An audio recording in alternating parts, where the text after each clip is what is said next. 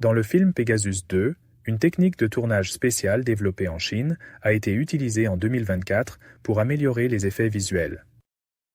Cette technique impliquait l'utilisation d'un bras mécanique pour réaliser des plans longs, précis et stimulants, mettant en valeur des mouvements de caméra remarquables. Sur le plateau, il y avait aussi un robot capable de dessiner des portraits et d'aider à diverses tâches. Ce robot pouvait dessiner en pointant vers l'appareil photo, prendre des photos et exécuter des fonctions de traitement d'image. Alors, pensez-vous que ça me ressemble? Foshan, connu pour sa concentration d'industries manufacturières, promeut actuellement activement la numérisation et la transformation intelligente. Notamment, plus de 50% des grandes entreprises industrielles de la ville ont entrepris avec succès leur transformation numérique. La ligne de production mesure environ 35 mètres de long et la quasi-totalité des travailleurs sont 12 robots. L'automatisation et l'intelligence sont les plus grands avantages de cette ligne de production.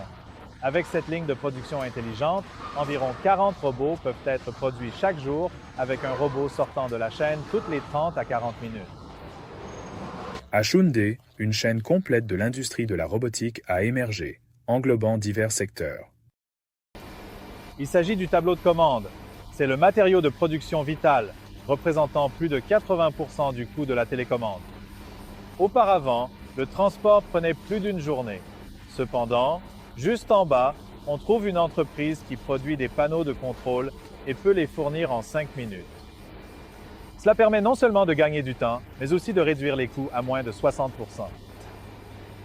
En janvier de cette année, le gouvernement local a mis en place une nouvelle politique de soutien visant à fournir des subventions pour des projets de rupture et des plateformes d'innovation significatifs.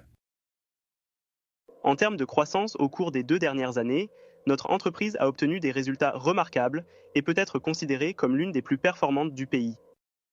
L'année précédente, nous avons connu un taux de croissance d'environ 70%, avec des expéditions totalisant environ 3000 unités.